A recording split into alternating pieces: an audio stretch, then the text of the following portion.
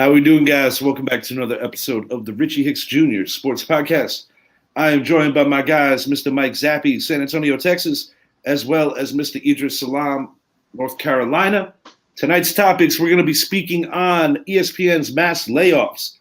A lot of big names leaving, a lot, and one massive name coming in. We're going to speak about the home run derby and talk about the layout of the seedings and see how we feel it's going to go through and who's going to win. We're going to talk about the new rules of the derby. We're going to give our All-Star Game predictions. And most importantly, we're going to give our second half outlook for the new Major League Baseball season. So without further ado, Mr. Zappi, fill me in on some of this. This is a lot to unpack here with the ESPN layoffs. I mean, what it boils down to is when you're giving a guy like Pat McAfee a 5-year, $85 million contract to bring the Pat McAfee show over to ESPN, it's usually results in you having to lay off a lot of big names like those of a Suzy Kolber or a Todd McShay, just to name a couple, and not to mention the Jalen Rose, Jay Williams, Max Kellerman, which is a really surprising one because while Kellerman shocked me. That one really surprised me. It surprises a lot because the guy knows a lot about boxing. Let's be honest about that. If he covers boxing, he's ABC. Yeah, he's an all-star. Yeah. But it's a lot of the other names. And when I look at you, it's great that you're bringing in Pat McAfee because, honestly, his show is a good one. But is it really worth letting go of that much talent? I don't think it is. I mean, we're talking about who's going to cover the NBA the way the NBA has been covered. Jay Williams, Jalen Rose, and Max Kellerman have done a great job on their show. I don't exactly know what is ESPN looking for right now. You know, are they looking for another Stephen A. Smith? Are they looking for a Stephen A. Pat McAfee to go head to head one of these days? It's gonna start getting into that analogy, like when we make fun of MTV and be like, "Oh, guys, remember when they did music videos?" And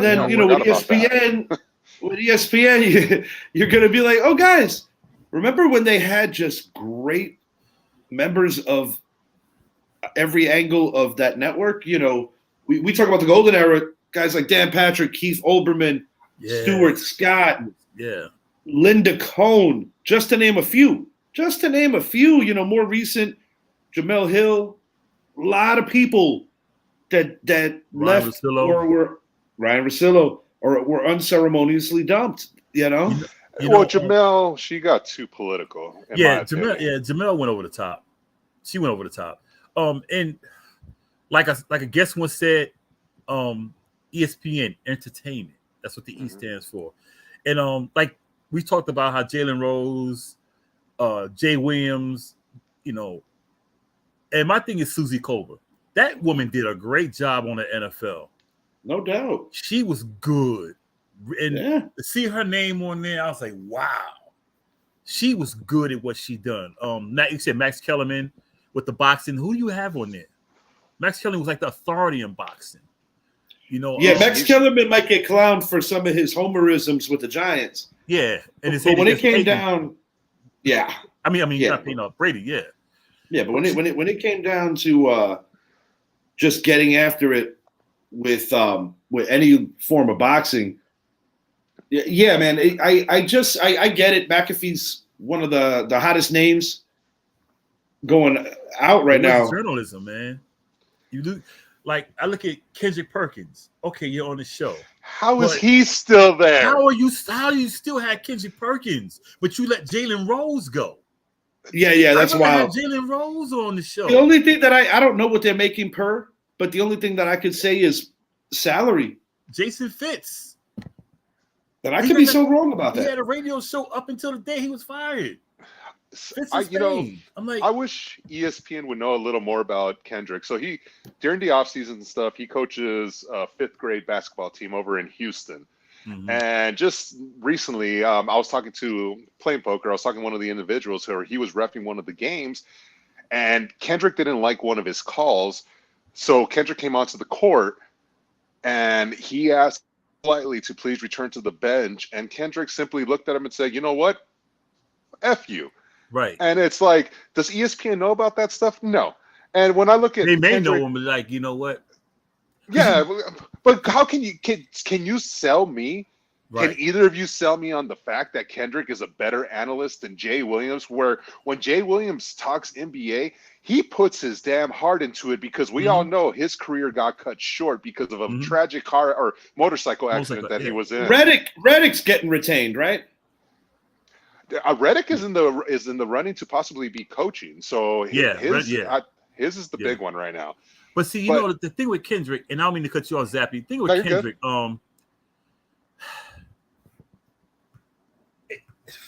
I never felt he was that good anyway, you know. But I'm gonna use it.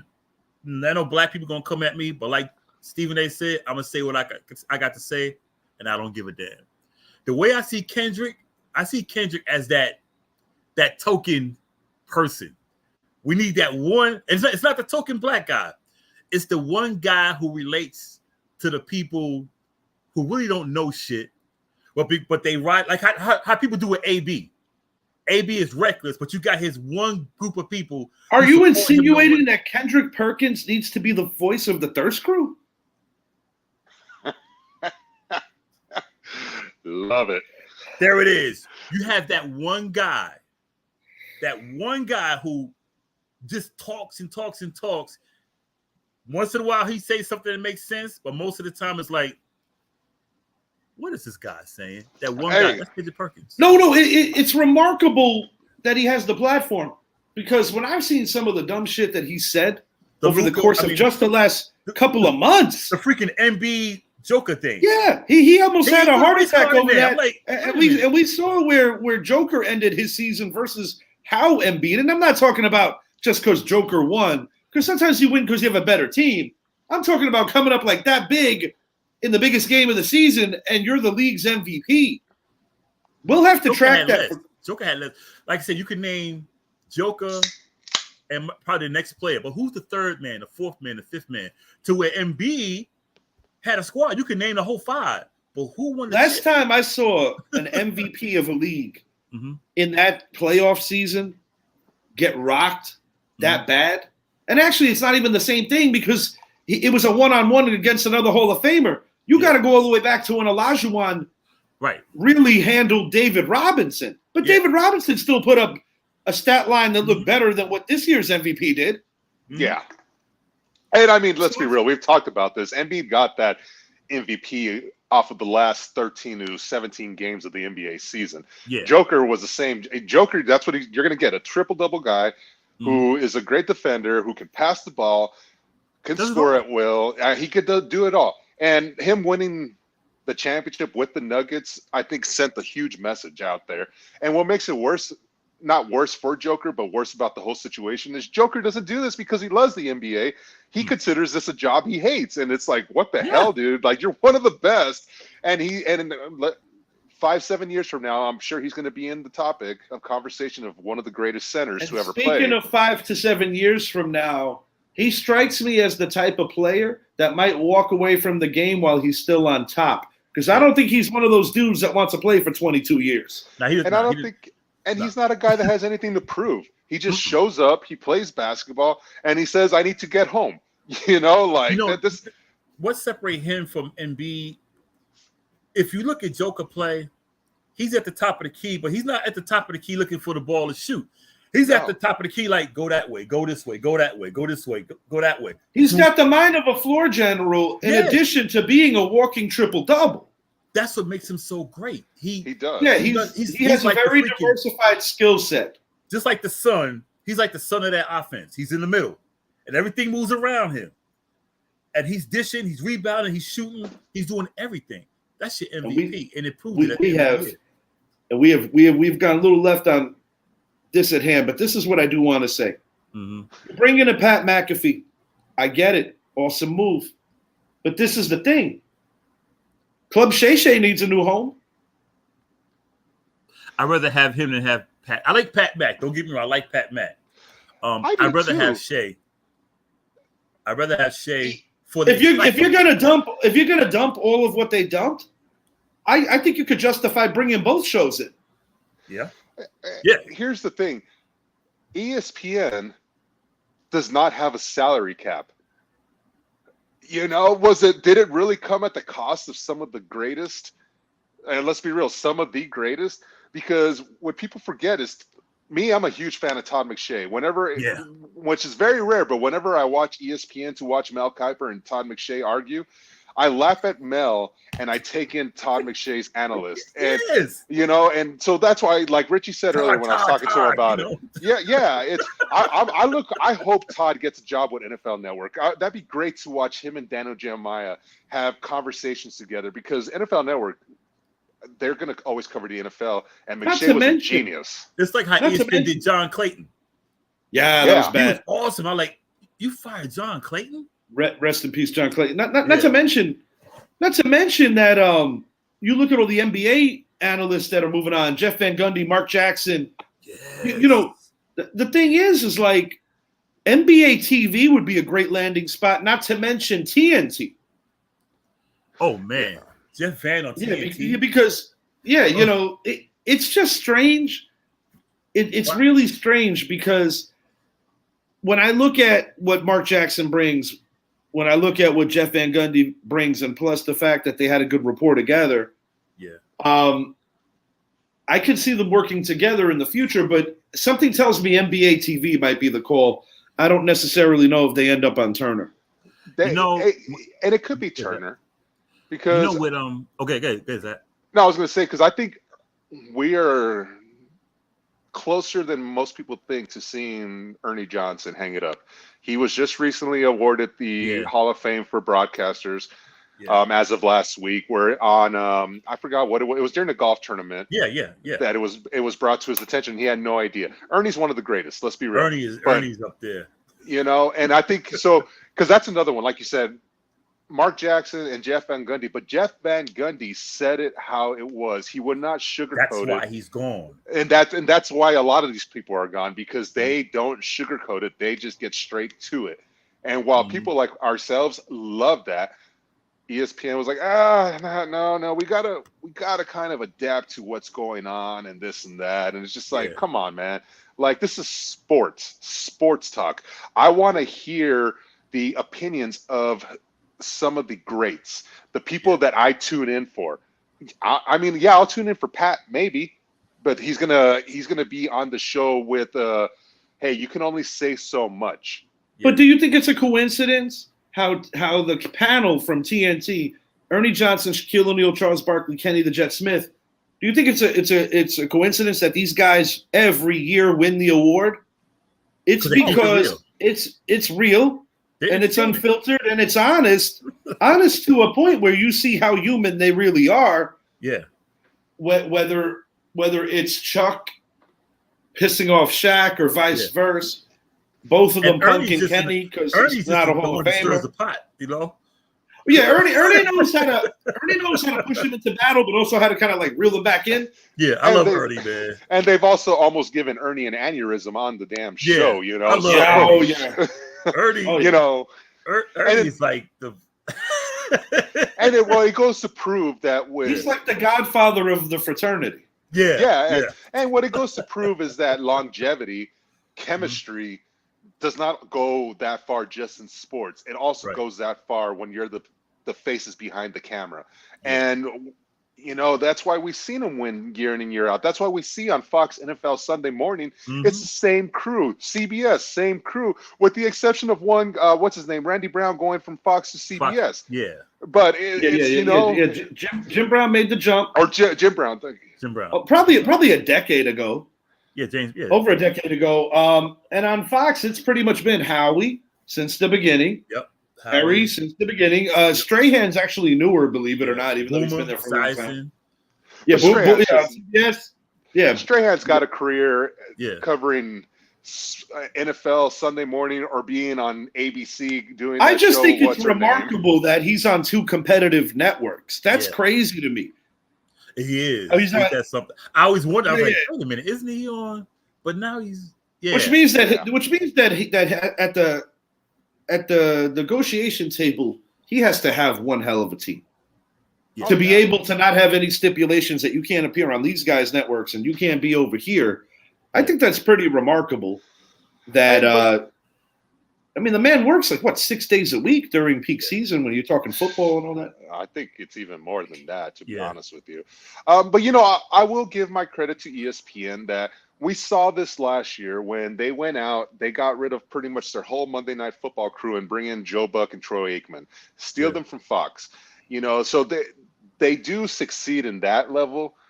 But it was kind of those Monday Night Football games before, it was like, oh, my God, this is horrible to watch, you know?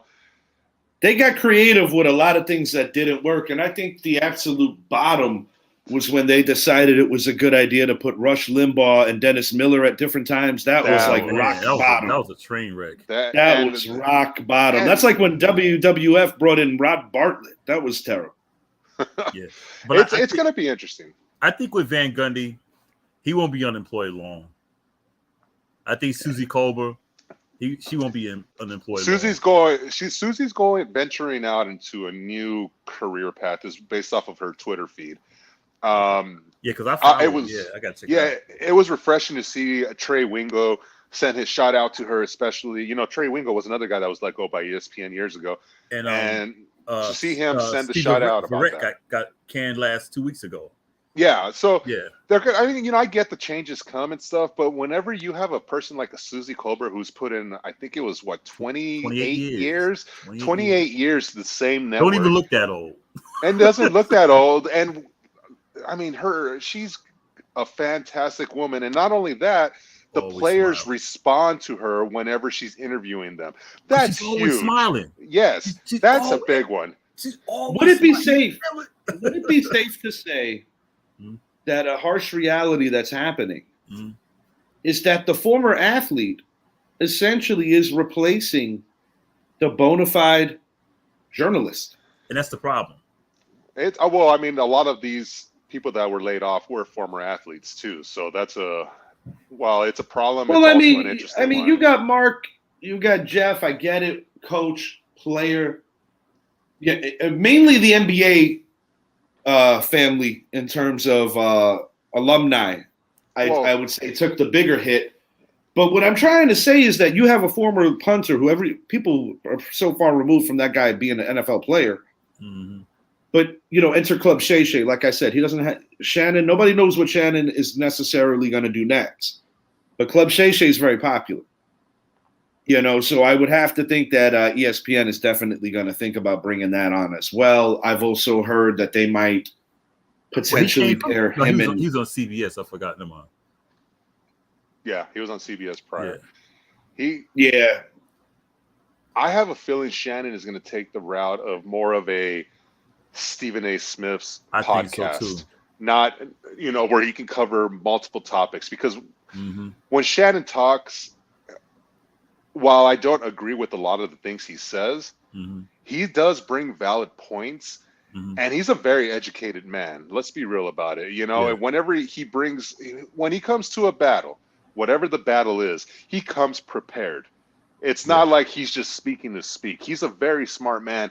And I think he would succeed very well if he did his own podcast. He's got to cover NFL. I mean, I would love to see him be on the sidelines, or I don't even know if he'd go that low, but at least be in the booth with somebody. I'd like to see him on the sidelines, though. It would be great. I'll be honest, though. Good job on the sideline. I think I don't deny that he would do a good job, but I think his lane is where he's at. Yeah. Because I think that his star is growing, and sometimes that happens too, where certain stars grow too big. Like, can you imagine if Madden maybe was 20 years younger before he had passed and da-da-da? Like, maybe he could have had a podcast. Yeah. You know, like, and just because of his name, we would have all listened to it. No, I tend to agree. I think he'd do good because look at Tony Romo. Yeah. I love Romo in the booth. Yeah. A lot of people don't, but I love him in the booth. I'll take Romo off of anybody that covers sports on any other network right now. I love Romo in the booth. I'm not a big Joe Buck fan. I am not a big Joe Buck fan, and an even bigger hater on Chris Collinsworth. He is my least favorite. I think everybody hates Chris Collinsworth. Everyone hates, and you know what though? Yeah. That's why they still are employed. Look, as much as I try to give his kid like an open-minded chance, even though he sounds like his dad a little. Oh my, don't he? Look, Joe Buck is not going anywhere.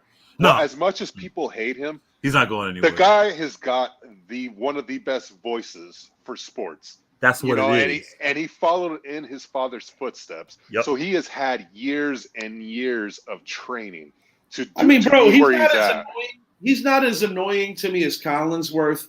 And although Bob Costas, I will admit, the way he says stuff, it's like, oh God, he's like, go away, that was great. Yeah, it's just I don't even want to get into this with Collinsworth. You gotta think I'm really angry. We're gonna flip it over to the MLB side of things, and I want to hit the viewers with some new info regarding the home run derby. Each player is now given 4 minutes to hit as many home runs as possible. Each player is granted 1 timeout during these 4 minutes. It's a very strenuous, tournament because a lot of guys, the big risk with entering this kind of stuff is that they leave and their swing is affected because they're kind of like in home run mode.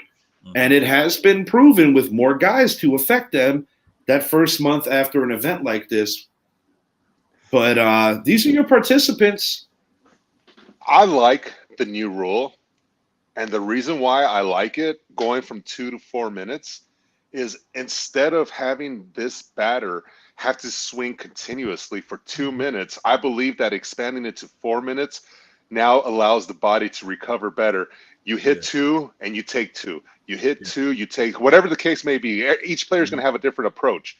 Yeah. But now it's going to allow them to not push themselves to that level. That's the reason why I do like this rule. Yeah. But the only thing I don't like about it is last year we saw Julio Rodriguez hit 82 home runs, I believe it was, which was the second most in home run derby history. That was throughout all 3 rounds. Yeah. We're going to see those numbers explode. So that's going to be a slap in the face to. Well, yeah. I think back to when Josh Hamilton was in the home run derby and he had hit, was it 25 or 27 home runs in the first round, and we had never seen something like this. And now we're seeing guys hit home runs in the 30s. When you're expanding it to 4 minutes, we're going to be seeing 30s a lot more. And I'll be honest, I don't care about the home run derby. I'll watch it because it's on. Yeah. But I don't care about it like that, and this is why. Your biggest marquee names are not going to be there because they're more worried about playing baseball and keeping the train rolling post All-Star game. This guy right here I want to pick on for a moment, Pete Alonso. The polar bear. The polar bear who hits 220 now. Yeah. But the Mets are going to throw him the franchise money because Uncle Stevie likes giving away a lot of free money. Yes. Against Julio Rodriguez. Now, listen, I'll be the first to admit this is exciting because these are the 2 favorites. Zappy pointed this out to me when we were in a conversation prior to. And basically, the way the seedings worked, you got Lucas Robert here. He's the number 1 seed. He and Alonso both have 25 homers. Why Lucas Robert got the 1 seed over Pete? Not quite sure. I think he had 25 first. Okay, is that what it was? Yeah, I had to dig in a little further into it, and plus Pete missed some time.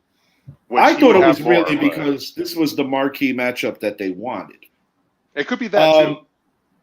So let's get some predictions here. Lucas Robert against Adley Rutcshman. Adley, by the way, only has 11 homers on the year. He's definitely the quintessential fill-in. Adley reminds me of what Julio was last year. Julio went into the Derby last year, I believe, with only 13 or 14 home runs. And it wasn't even in Seattle last year. It is this year. That's why he's there this year. But the thing is, when I think of Adley Rutcshman and I think of Lucas Robert, Adley Rutcshman was a huge name coming out of the minors. Lucas Robert was not. Adley Rutschman is on the verge of just exploding. I'm going with an upset on this one. I've got Adley winning this one, advancing to the next round. I think Lucas Roberts putting up great numbers, but, it took him a while to put these numbers up. Adley is doing it at a young age. And let's be honest. The White Sox are having a terrible season.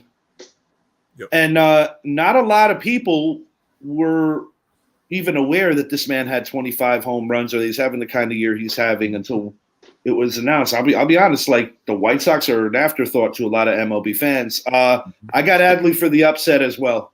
Same here. All right, all three of us are picking the 8th seed. And it's crazy because I would have much rather have seen Matt Olson in Lucas's spot, personally. And in bracket form, similar to the NBA, the winner of that will play the winner of this. We've got your guy, Aroldis Garcia, going head-to-head with one of his best friends, Mr. Randy Arozarena of the Tampa Bay Rays. This, in my opinion, is the second most polarizing matchup. No pun intended for Pistol Pete there. Right. I got a Randy. Macho Man Arozarena pulling this off against Aroldis Garcia. I think it's going to be close, though, and I think that you might actually see a situation where this round plus that other matchup that we're going to hit on in a moment garners the most home runs. That's my opinion. I think it could go down that way. I like Randy for the modest upset, being that he's ranked at 5 versus Garcia at 4. I'm going with Garcia, man. As I call him Aroldis, don't call me Chapman Garcia. Right. Again. And they're teammates now too. Right. Yeah, I'm going with Garcia. I think it'd be close. But I have been, since Aroldis Garcia has been a Ranger, I want to say I've been to 8, maybe 9 Rangers games with him in the lineup, and I have seen him be pregame, do his pregame batting. Yeah. This is not a situation where you're having a guy that he's hit 22 home runs on the year, first of all, and he's also the 3rd favorite to win this year. This is not a situation where he's having to face a 99-mile-per-hour fastball down the middle or a changeup. No. He's got a pitch that's being thrown to him by the guy of his liking. Garcia, watching him do BP before a game is a thing of beauty. Everything goes over. Everything. If I was a Rangers player and I wanted to hit a lot of home runs, I'd ask Andrew Heaney to pitch to me. And see, that's why I've got Garcia. Because see, now I don't mean to interrupt you, Zap. Now he has that time in between to kick back, reset, pop, reset. Well, yeah, it's an interesting dynamic that they're changing with it. So, Zap, I'm assuming, you got the man on your back. So you got Garcia. I have Garcia winning this round. I'm not going to say the rest of it yet, but just this matchup, it's a great matchup because it's 2 best friends. But if you look at the career trajectory so far of Garcia, last year he had 31 home runs. This year he's on pace to possibly get to 50. He's continuing to get better ever since he was drafted by the St. Louis Cardinals. This is almost like a coming out party for him. He's the guy that I say keep an eye on, that he could possibly be the one that hits 33 home runs in the first round. He just has that in him. He's a natural swinger, and not to mention he's a power guy. He can hit the ball. There's a reason why he's also leading the American League in RBIs this year. A lot of his hits have come that close to going over the wall as well. So no, I got Garcia winning this one. I think he's going to hand Arozarena a loss by a good 8 home runs or so. This is not me being a homer. This is me just recognizing the talent of Garcia. That's all it is. My thing is the rest. He's not facing the fastballs, the curveballs, the off speed, It's just where do you want it? Right there. All right, here it comes. Boom. So you've got Garcia and Garcia and Rutcshman advancing. I'm assuming if that's the matchup, then I'll put it to you this way. Whoever wins this is gonna beat the winner of 1 and 8. I will say that. So if you're going Aroldis Garcia, he's in your championship. Yes. I guess that means I'm going Randy Arozarena in my championship. I think Garcia is in a position to not only make a splash, but Zappy, send the message. I love your passion, but bro, this is a home run derby. I can't sell this shit any harder than that. Hey, no, I'm just saying, dude. The guy, when I look at bro, you guys have a dwindling lead in your playoff pursuit. I'd be more worried about that than hitting. I am worried. Put a emphasis on that after we came back down 6-0, 6-2, 10-2, go up 11-10, lose the game 12-11. I sent you a long message as to why I'm worried about this season. Not making the playoffs. We'll make the playoffs, but winning the division. I've been on record as far as that. But, you know, whenever you have a first-timer like an Aroldis Garcia, who, quite frankly, should have been in the home run derby last year, you know, but he didn't have that big name yet. There's a lot of reasons why. This side of the bracket, in my opinion, is just Aroldis. Hey, we have 30 minutes left in the show, bro. Hey, we got two guys out of the home run derby. Just get this thing moving, bro. My boy. Yeah, and I wanted to say something about the Mets, man. Go ahead. We got a whole half hour to talk about the second half of baseball. Pete Alonso versus Julio Rodriguez. J-Rod, if you know him like that. J-Rod is the hometown choice here. I'm going J-Rod for the second consecutive year beating the polar bear. You know what? I'm going to take it a step further. J-Rod's going to win this tournament. And then he's going to suck in the second half for my fantasy year. I'm going J-Rod. We have a sweep on that? A sweep on what? We have a sweep on J-Rod here? Yeah, I'm going J-Rod. Look, Pete Alonso's been hurt twice this year. Yeah. Well, you know, this new format is going to benefit him. Mm-hmm.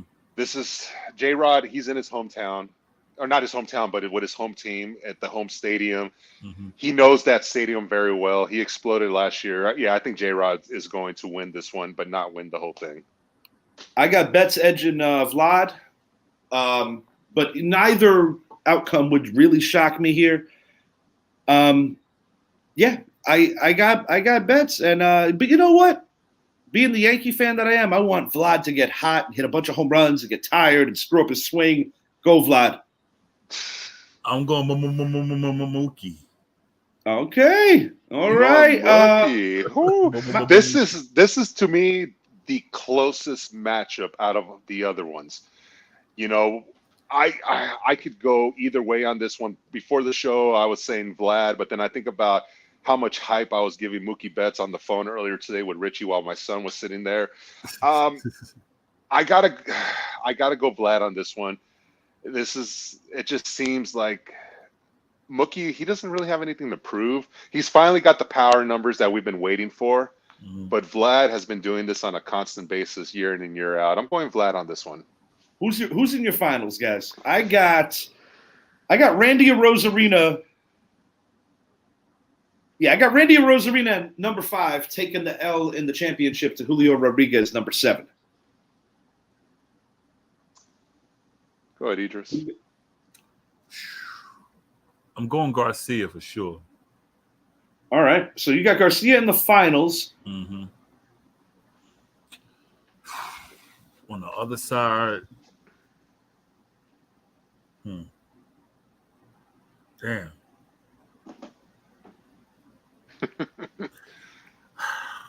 I don't know on the other side. I don't know.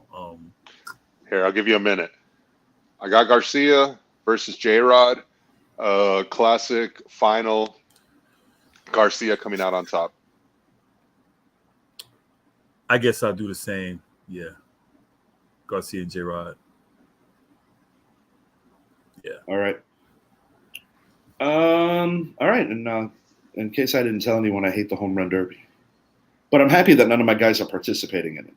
Yeah. Hey, does it count if you were in the softball home run derby? Because I was.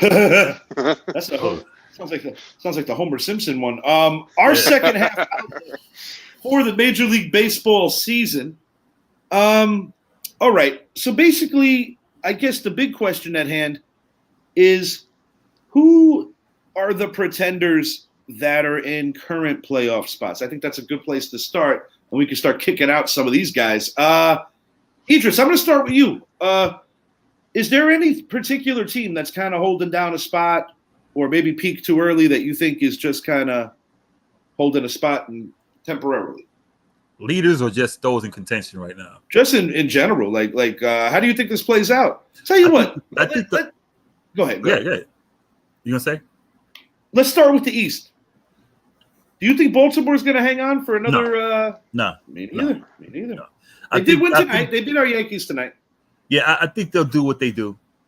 I think they'll drop. I don't think they'll drop out of contention, but I think I think they'll flip with us. I don't see the Blue Jays catching up, but I think they'll flip with us. That Central's a mess, man. Yeah.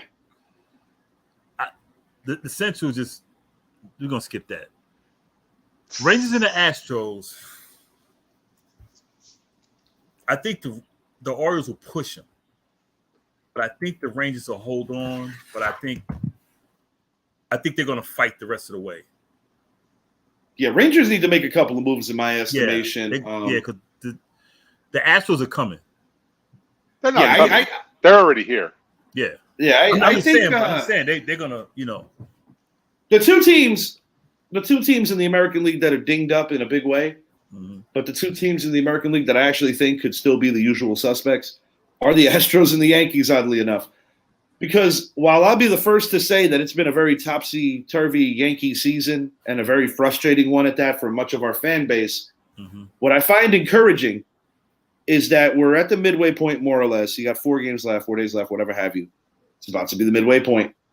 New York Yankees don't even have Aaron Judge back. Rodon still has not pitched for this team, but yet they find themselves right in the mix. And I'm saying to myself, second half of the year, if the Yankees didn't get buried yet, I think that's a worry and a problem for others. And I think in Zappy's case, out west, as a fan for himself of the Rangers, you could kind of have that same anxiety. Right. Because it's been proven in recent years. It's not the best regular season team that's going to win this thing. It's the team that's clicking on all cylinders when it matters most. Right. Sometimes that does happen to be the team with the best record. That, look, straightforward, pretenders in the American League, in my opinion, there's 2 teams. It's the Baltimore Orioles. They are benefiting from having a young team, but they're a very inexperienced team. The other team, in my opinion, is the Minnesota Twins. The Guardians have finally started hitting their stride. The Central still sucks. But, just somebody has to win it. Somebody has to win it. And I would put my trust. Yeah, and I would put my trust more with Terry Francona. It's just that simple, Now let's see what happens if the Guardians do trade Shane Bieber. If they do, then this team is not about this year; they're about the future. Yeah. Another pretender I'm going to say is the Angels. While they've been good, they've been hot, they got hot, they've kind of fallen back down to earth. Wait a minute. Are you talking about the team? Wait, hold on. Which was going to lead to my point. America's MVP? About America's MVP. Where does he go? Oh, he's not going anywhere. They're going to keep him for the year. They're going to keep him for the year, but after that, he can go somewhere. And it's going to go to prove that if you're going to give him the $55 million per and not provide a team, he's not going to stay. Hang on. Let's stay there for a second. That's your MVP, by the way. Hang on. Let's stay there for a second. It'll be number 63. Everybody has this guy leaving for sure. He chose the Angels. Let's not forget that, guys. They didn't choose him. He was 18 years old. He was a kid. He was 18 years old when he made that choice. Zappy, I understand that, but he still made the choice. It's not a guarantee that he's leaving. Everybody has him leaving for sure, like the Angels can't pay him. Well, it's because of what you've put around.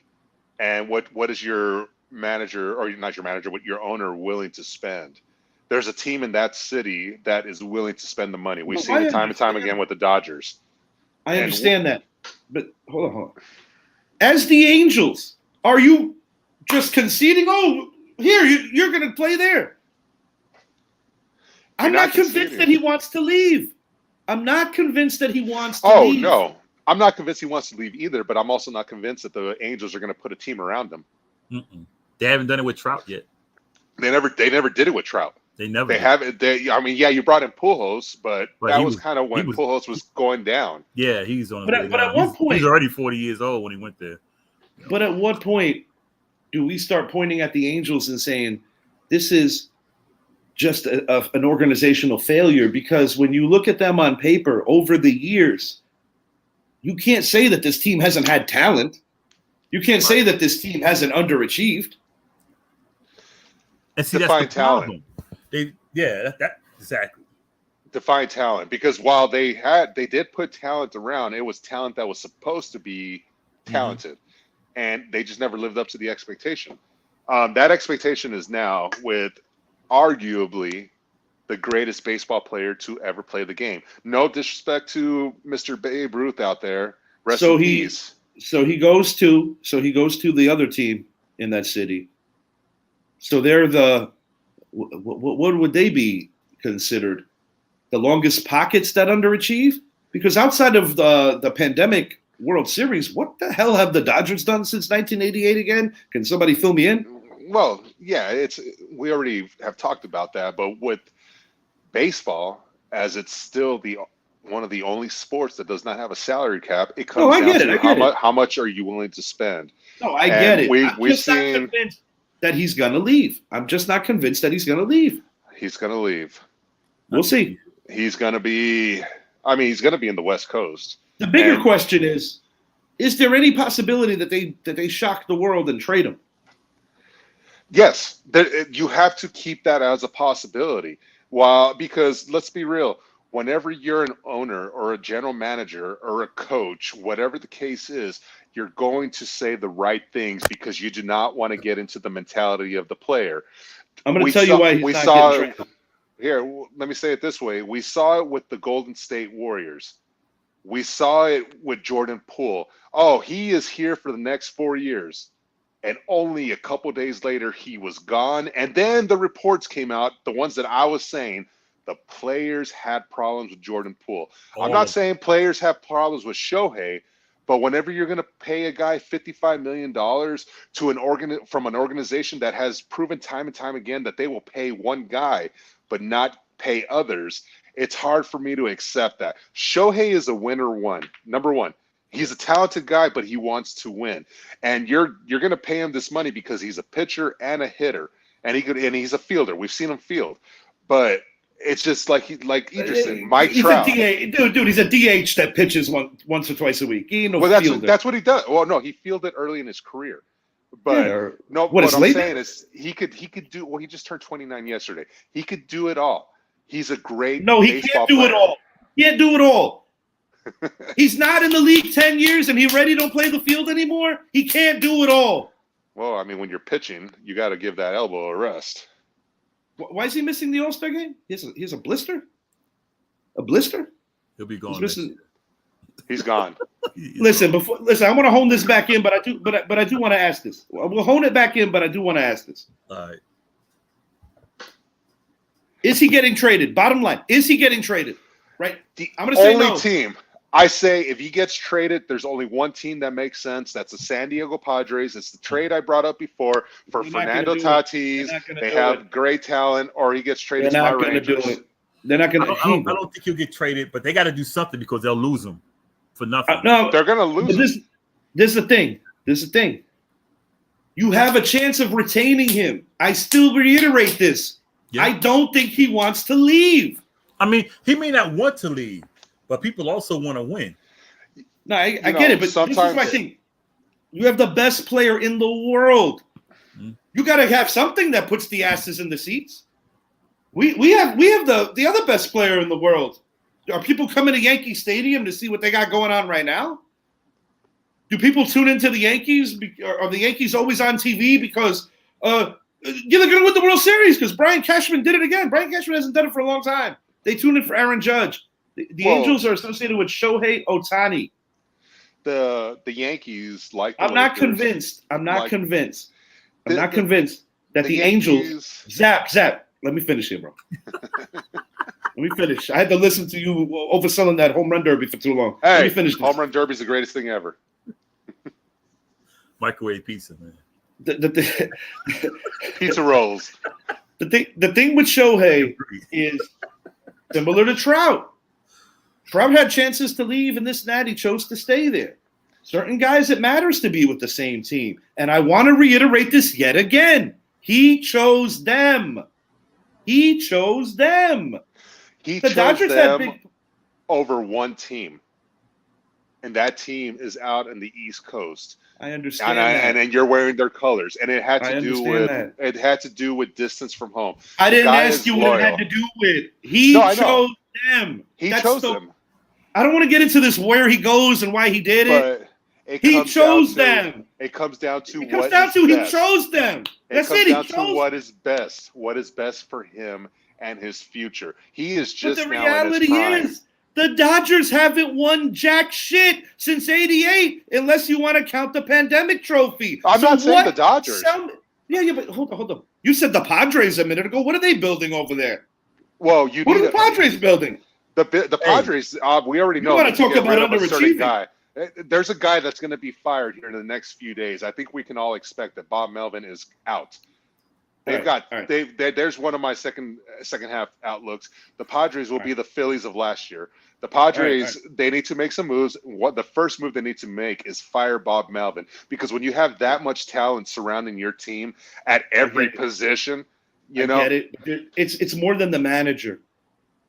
Guys can have all the talent in the world, but they have a locker room full of a lot of guys who aren't winners.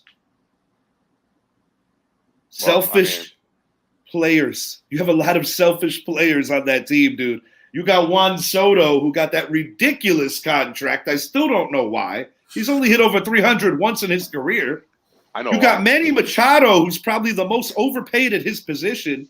Mm-hmm. You got Fernando Tatis, who was looking at potentially being the face of baseball until he got popped for PEDs. And that's why you trade him. Yeah, but somebody has to want – this is the thing, and I'm going to tell you why he's not going to be part of that trade. Because if you're sending over something, you got to get something back in return that's even in the same variable or even stratosphere of money. That's not part of it. If you're going to deal Ohtani to San Diego, you got to get either a Machado or you got to get a Soto. You trade Blake Snell. You trade Snell could be part of that. You trade Blake Snell, who is having a horrible underachieving year. You trade Fernando. You brought in Xander Bogaerts for a reason. You give him a pitcher. You give him a hitter.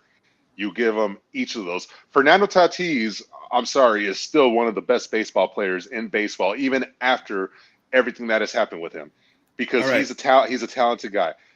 They have a lot. I'm not saying the Padres. The question was who would. That's the team that makes the most sense because they have the most to offer. And now if we go to the Bay Area and we look at the Giants, it's the Giants. Hold on. They got the most to offer. What are they offering? They've already proven what they're doing together, which is not winning. Hey. Well, maybe we get a return. We get no more winning again over here because of these winners that we're trading for. I'm sorry. Sometimes having too much. He's not leaving. I'm going to leave this alone. This second half outlook for the MLB season, I was hoping that we can maybe talk about who's actually going to win some ball games. All right, well, let's go back to that. 25 minutes about the Ohtani trade that's not going to happen. Here, I'll leave it to you this way. The Rays have a commanding lead in the AL East. The AL Central is neck and neck between the Twins and the Guardians. The AL West is now a 2-game lead by the Rangers, who I've been adamant about losing that game on Monday. They fought back, but then watching Aroldis Chapman get pulled after the 8th inning to bring in their closer, who's not really our closer, that was huge. Rangers can still win the division, but they won't, because what it boils down to, the Astros over the last 6 years, while they have 2 championships, they have been the best baseball team. They have been.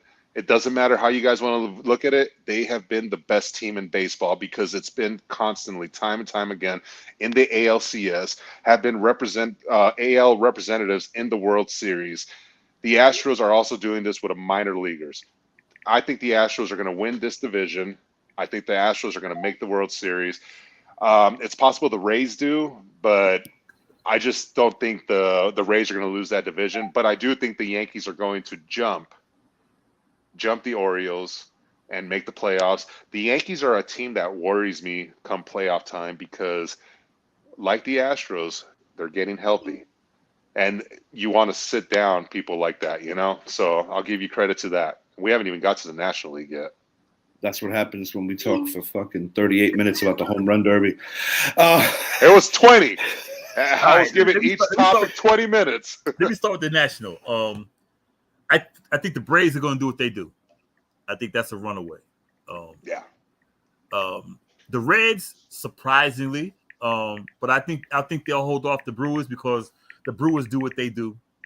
They look good and they say, you know what? Let's just tank the rest of the season. So the Diamondbacks are who surprised me this year. I did not expect them to be at the top of the division this year. I think I picked them to be at the bottom or near the bottom. Yeah, I think we all did with the Diamondbacks. Nobody saw that shit coming. Yeah, we predicted the Reds and the D-backs to be at the bottom. Yeah, we did. Yeah. I think they'll make the playoffs. The Dodgers, I think the Dodgers can overtake them, and I think they probably will. But I see the Dodgers doing what Dodgers do. They won't. That's it. As for the Mets, yeah. Yeah, Mets are done. They're about to fire. Oh, I know. I just threw that out there. I know you did. Go ahead, Sam. No, go for it. At this juncture of the season, it's the halfway point. My pick was a team I just dogged, the Padres. They struck out on so many variables. They're finished this year. Yeah. The Atlanta Braves are supposed to win the World Series this year, at least make it from the National League. But if there is a team that's going to knock them off the mountaintop and that nobody is truly seeing as a realistic contender because of the fact that they play in a shit division, it's the Cincinnati Reds. The Cincinnati Reds are showing some serious guts right now and are showing people that they're actually had a schedule.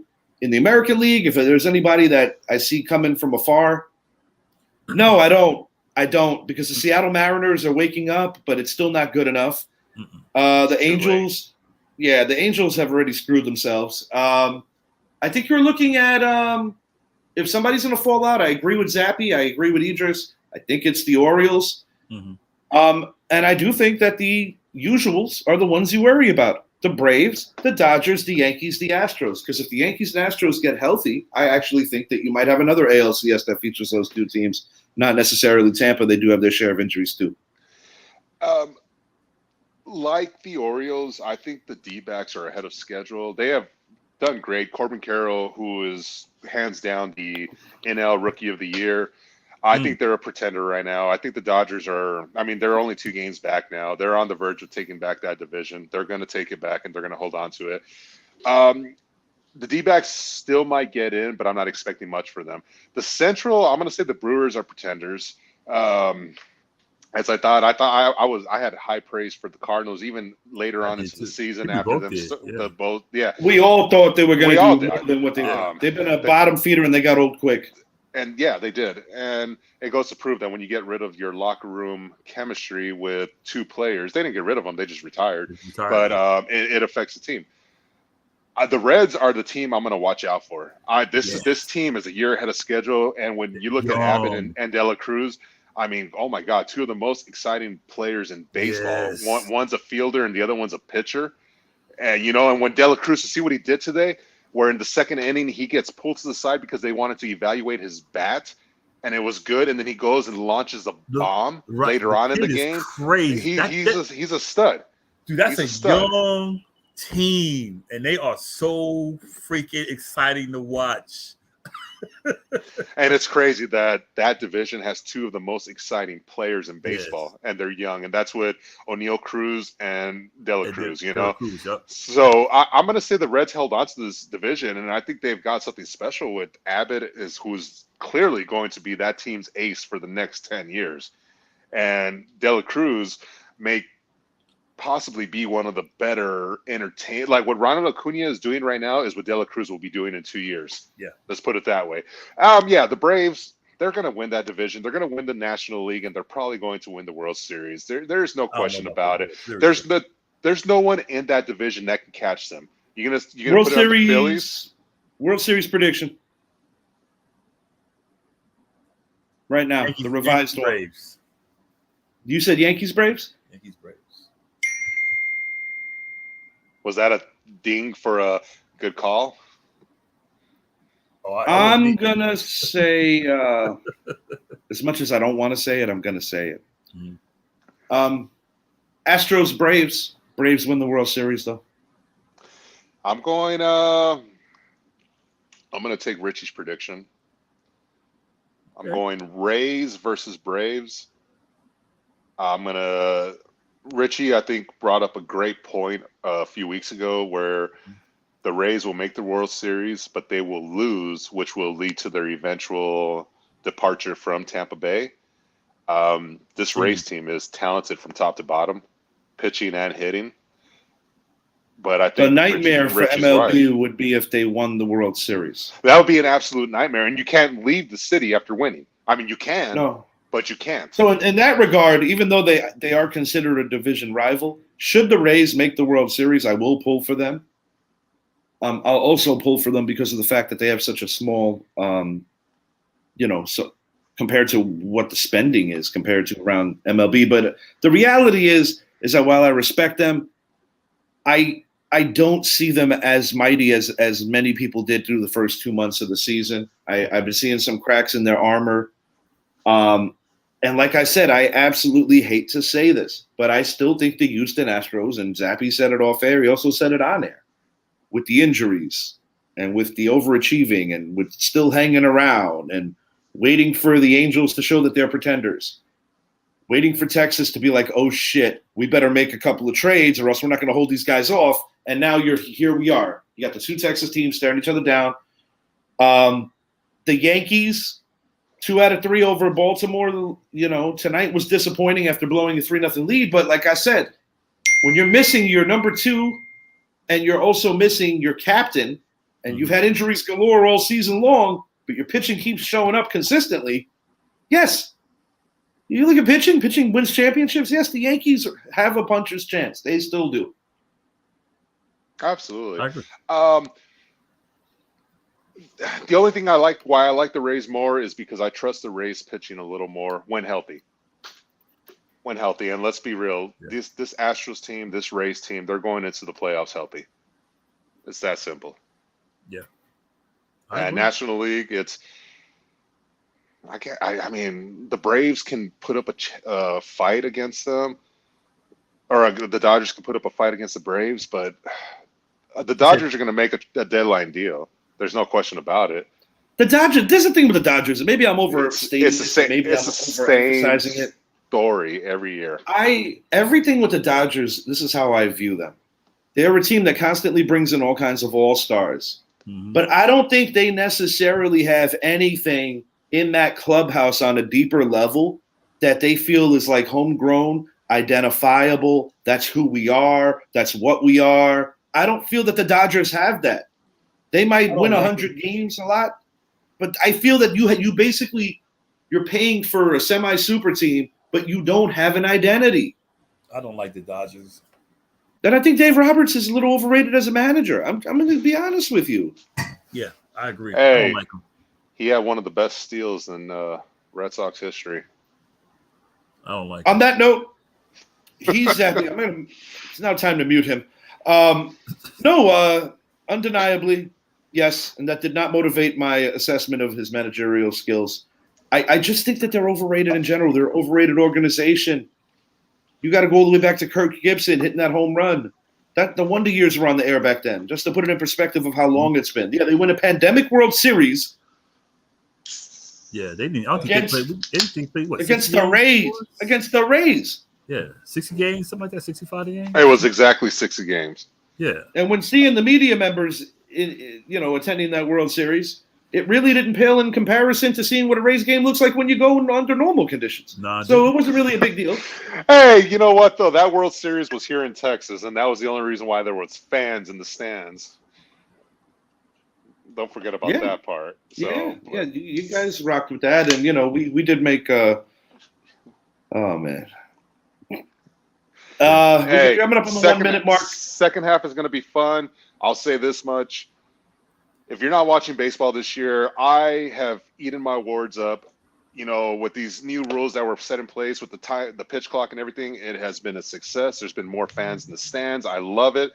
Boston Celtics today making a trading away Grant Williams to the Mavericks, who ended up agreeing on a new contract with the Mavericks. I think that's a great trade for the Mavs. It gives them a good, solid number 3 and a good defensive player. Other than that, hey, football is back in a couple of weeks. I love it. 62 games. 62 days, indeed. Football's coming up very close. The opener will be the Kansas City Chiefs hosting the Detroit Lions. A lot of people thought we were going to get the rematch of the Super Bowl immediately. They're going to wait for that later in the year. For the panel, I'm your host, Richie. Thank you so much for watching. Have a great night.